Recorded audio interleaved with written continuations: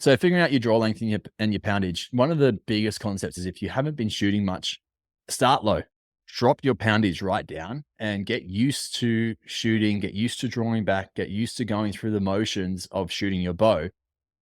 If you start too heavy, what's going to happen is you're going to overwork your muscles because you're going to get so excited about shooting your bow. You're going to want to shoot it more and more. And yes, you might build up the resilience around that and the resistance around it and make sure that your joints might adapt to it.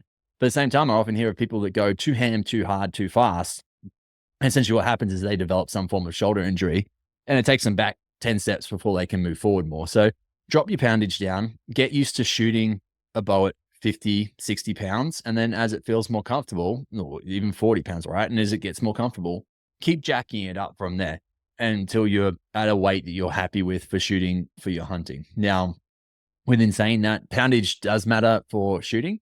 And there is legal poundages that you need to be within in different states, within Australia in particular. Wherever you're hunting in general, you should look up the rules with that because there will be rules and regulations that you need to follow to.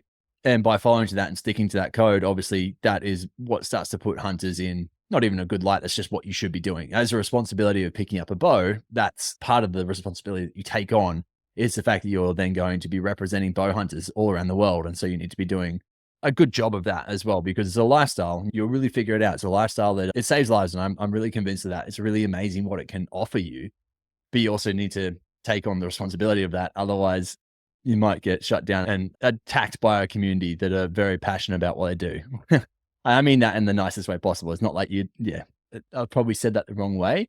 I guess the biggest thing is just do right by the thing that you're trying to get into, and it will do right by you as well.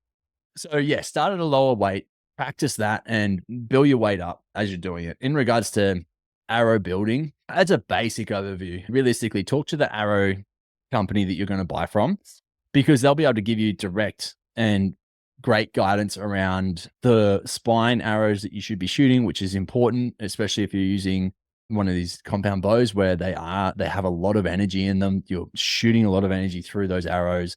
There are some horror stories of if you're using the wrong spined arrows that you could explode an arrow, and then that's just horrible because if you get carbon through your hand, splinters through your hand, it's just not a nice thing, right? So when I'm talking about spine of the arrow, it's essentially like the flex or the stiffness of an arrow. So when we're looking, if your draw is under 30 inches and your bow is also 70 pounds or under, typically you're going to be around maybe a 300 spine arrow. Once again, check in with your arrow company that you're buying from. They'll be able to give you more details. If your arrows are 30 inch or your draw length is 30 inch and above, and you're sitting at 70 and or above in poundage, then you'd probably want to be looking at 250 spine arrows. Okay. And once again, I'm not an arrow technician. I'm really not a technical guy when it comes to archery at all. And so get confirmation on everything you're buying. It's an easy way to make sure that you are only buying once. I definitely didn't understand the system when I first bought arrows, and I actually bought the wrong set of arrows. I ended up selling them on the Buy Swap Sell, that Facebook page that I'm talking about. And I was glad to see them go to another home, but I realized, and it was only after shooting them for a while, that I was shooting definitely too light a spine arrow. So it could have ended drastically bad, but it did not, luckily.